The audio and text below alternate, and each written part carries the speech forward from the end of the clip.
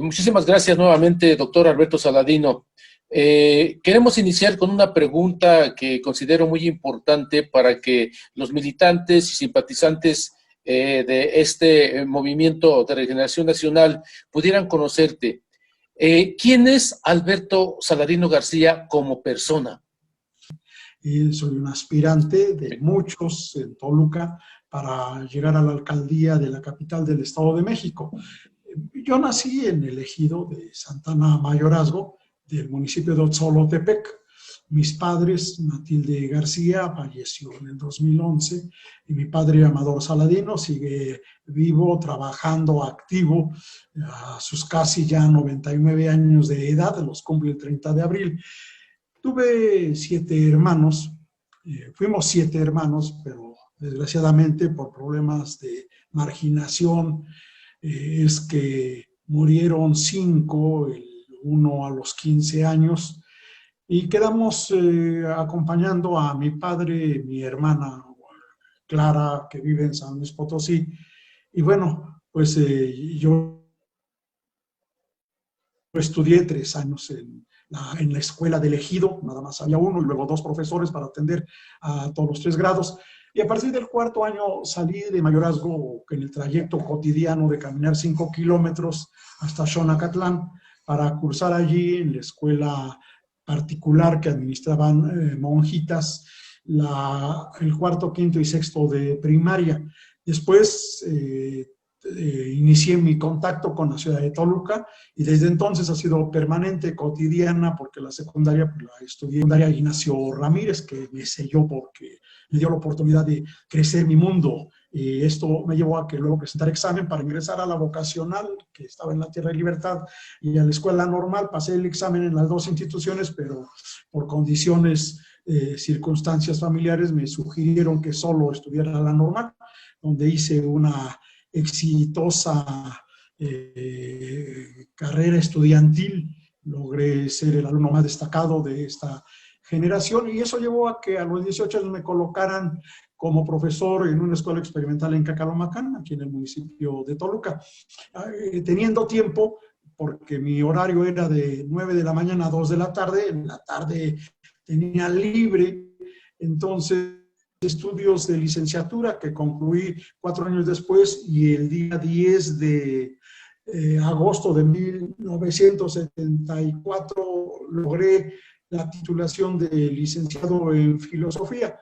Vinieron después los estudios de posgrado en la Universidad Nacional Autónoma de México, la de maestría de la UNAM, me dieron la medalla Gavino Barreda porque obtuve no solo el promedio más destacado, sino escribí una tesis muy importante que ya lleva su 3ª edición en libro. Y después estudié los estudios de doctorado. Claro, he trabajado en varias instituciones, impartiendo clases, impartí clases como profesor de primaria en Cacalomacán, 1 año en Mimiapan, después me dediqué a la escuela preparatoria número 1, 3 años. Estoy en la Facultad de Humanidades, que de manera ininterrumpida, aunque compartiendo a veces actividades docentes con otras instituciones o por años sabáticos. Por ejemplo, trabajé en el Instituto Superior de Ciencias de la Educación, fui su primer investigador y allí escribí 2 libros. Fui después profesor en la Escuela para Extranjeros de la UNAM, tanto en México como en Canadá, en uno de sus planteles, en la Facultad de Filosofía y Letras de la UNAM, y estancias sabáticas en Canadá, en Taiwán y en Cuba. De modo que tengo una trayectoria laboral que es la que realmente se ha convertido en el eje de mi vida. Y a partir de esto, bueno, pues claro, he hecho vida familiar. Casé, mi esposa es una destacada arquitecta con estudios, con maestría en arquitectura de diseño y estudios doctorales en urbanismo, y tenemos 2 hijos que son nuestro tesoro. ¿Por qué Alberto Saladino, con esa gran trayectoria académica, no solamente personal, sino también de la propia familia, por qué se ha interesado en esas cuestiones de política municipal? El interés nace, como todo ciudadano, del conocimiento de nuestros derechos y obligaciones. Es decir, un lector de mucha literatura, pero naturalmente de nuestra Carta Magna, que es la que señala obligaciones y deberes que tenemos todos los ciudadanos. Y he sido muy celoso en el cumplimiento de mis obligaciones, pero también en el ejercicio de mis derechos. Y naturalmente con ese amparo me he abocado a la vida política, a participar. Lo he hecho en una orientación política, ideológica de izquierda, pues porque la marginación que padecimos, los problemas de injusticia y luego mis lecturas que me llegaron a comprender que el mayor problema de nuestro país en los últimos 500 años ha sido la desigualdad, pues levantaron en mí ese interés por luchar por la justicia, por combatir las injusticias, y la única manera es justamente acercarse a la vida pública, participar. Lo he hecho apoyando, impulsando a gobiernos de izquierda. Primero fue en el PRD, yo después renuncié a ese partido cuando empezó su degeneración, eso yo lo advertía ya por el año 2005, y después me comprometí. Hay una relación de conocimiento con el actual presidente de la República y gente de su entorno a colaborar, y entonces he sido uno de los impulsores ideológicos, fundador y organizador de Morena, pero ya lo he hecho esto en la ciudad de Toluca, y esa es la razón por la que entonces ahora no salió tanto una iniciativa de mi parte de buscar alguna aspiración, porque yo he llegado a los partidos a colaborar, a poner mi granito de arena para instaurar proyectos que ayuden a resolver los problemas de injusticia que hay en México. Sin embargo, ahora hubo un consenso en Toluca, pues porque tenemos una administración que dirige Morena en Toluca, pero que no ha sido compatible en muchas de sus acciones con el proyecto nacional de la Cuarta Transformación. Y esto llevó a que colectivos de Toluca, a que militantes de Toluca, a que una buena cantidad de simpatizantes de Morena en Toluca tomaran una especie de consenso para que fuera yo la figura que en esta ocasión participara representando esa visión para regenerar el gobierno en Toluca en dirección de apoyo a la Cuarta Transformación. Con ese conocimiento de las leyes de la Carta Magna y las leyes secundarias, ¿por qué no hubo la aspiración a una diputación local o federal y preferiste ser un aspirante a la presidencia municipal? Pues no está en mi ánimo en los últimos tiempos participar en los congresos local o federal, pues porque mi actividad básica es la vida académica, que ha sido muy, muy exitosa. Quizás sea el único profesor de la Universidad Autónoma del Estado de México que pertenece al Sistema Nacional de Investigadores de manera ininterrumpida desde el año de 1990. Y ese reconocimiento es el máximo que tenemos los investigadores, quienes generamos conocimientos, quienes hacemos investigaciones, y mi ruta estaba trazada solo en ese sentido. Pero acá fue una decisión democrática de esa mayoría de militantes, de ciudadanos, de simpatizantes cercanos a Morena en Toluca, que decidieron que me registrara, y al final pues tomé con el apoyo y el acuerdo de mi entorno a hacer la solicitud de registro.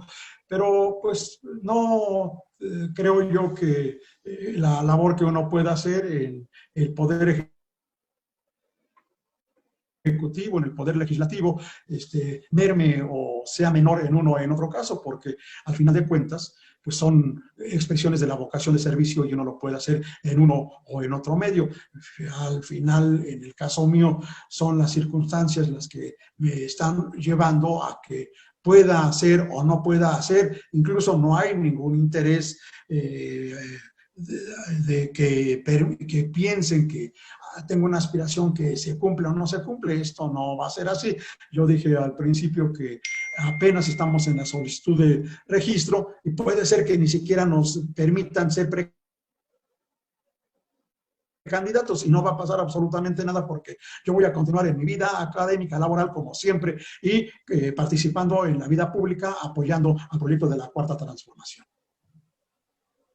Bien, en el caso de que esta línea de trabajo pueda verse coronada con la precandidatura, ¿cómo choca o cómo se vincula la experiencia académica con la experiencia que tiene que ver con la administración pública municipal.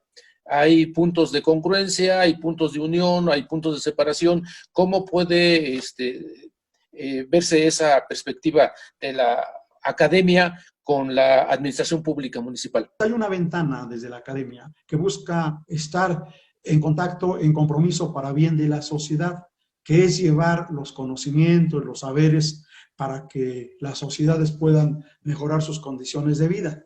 Entonces, este saber, esta erudición, este conocimiento que he cultivado en el campo del análisis político, de la práctica política, pues es algo natural que tiene como consecuencia buscar su aplicación, y qué mejor hacerlo desde la administración pública para beneficio de una sociedad que nos ha dado todo.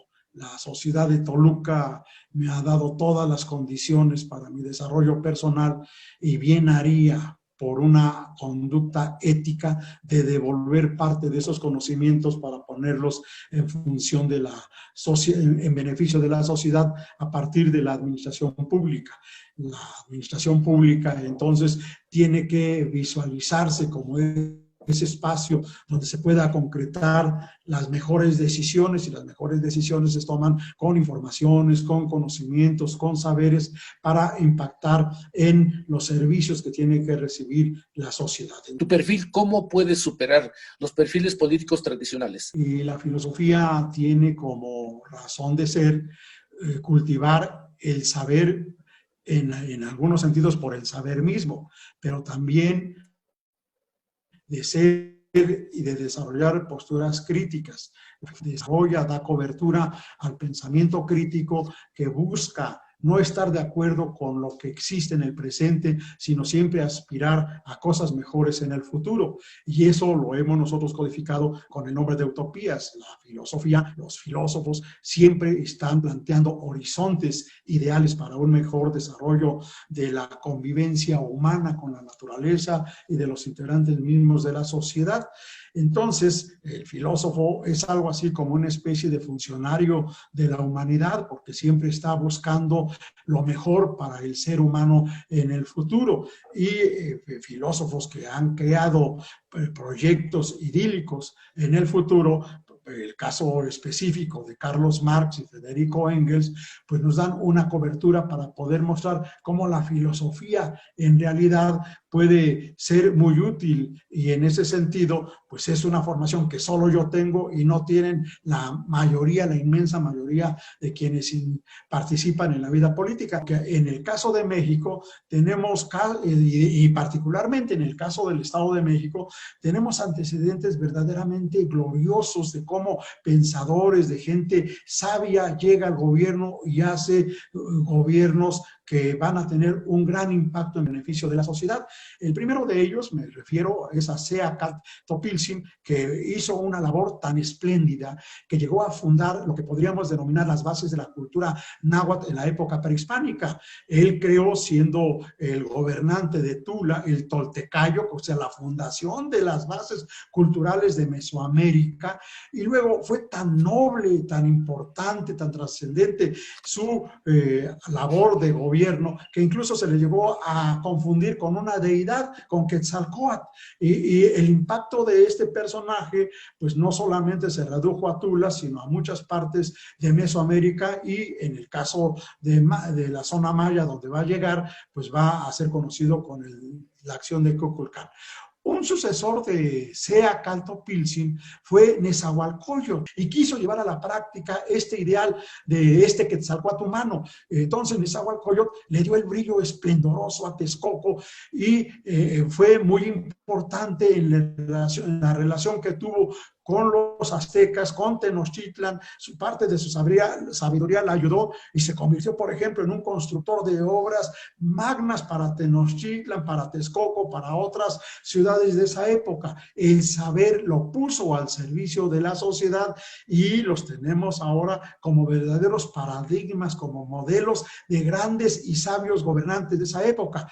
En la época moderna, en el México moderno, pues obviamente hemos tenido a personajes que han incursionado mencionado en ese caso. Yo quiero referir nada más uno para poder mostrarlo. El caso de don Benito Juárez. Don Benito Juárez, que además trae la estirpe de la sangre de los pueblos originarios, porque es un zapoteco. Él fue el primero que tuvo la idea, la osadía de utilizar la filosofía para gobernar mejor, y utilizó las ideas de Augusto Comte, el positivismo, a través de su difusor en México, Gavino Barreda, para poder crear las bases del México moderno. Y lo que hoy somos justamente se debe a esa acción de don Benito Juárez, en la que se funda en el saber filosófico, porque la filosofía pues nos plantea esos horizontes, esos nortes hacia los cuales transitar, y cuando hay voluntad, cuando hay condiciones, cuando hay capacidad y cuando hay saber, se puede llegar a eso. Por eso don Benito Juárez no es solamente un gran gobernante que se le pudieron ocurrir como un importante liberar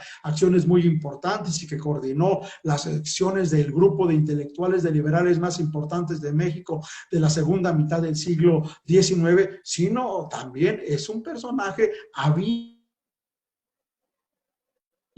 que es parte de la conducta de quienes hacemos filosofía, de tener horizontes abiertos, incluyentes, de cultivar valores, de actuar con principios. Y yo creo que estos son algunos elementos que pueden diferenciarnos sin mayor problema de la actitud, de la conducta, de la manera de ser de los políticos tradicionales de este país. ¿Cómo visualizas a Toluca en los próximos años a través de todo este conocimiento que tú tienes, y que ojalá pudieras tener la posibilidad de darle continuidad a tu proyecto de municipio?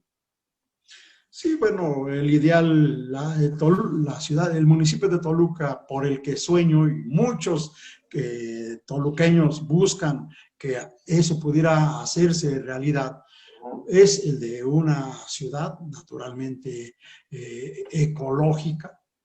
Yo creo que Toluca tiene estas posibilidades para hacerlo. Toluca está situada en una zona de la naturaleza con expresiones maravillosas, de un volcán, el Nevado de Toluca, Chinanteca, que nos da no solamente aire puro, que nos purifica, que nos regula el clima. Aquí nacen las dos de las cuencas hidrológicas más importantes del país, la cuenca del río Lerma, que nace allí en el Almoloya del Río. En alguna otra ocasión dije Almoloya de Juárez, no es Almoloya del Río. Y cerca de allí nace la cuenca hidrológica en Tenango del Valle del río Balsas.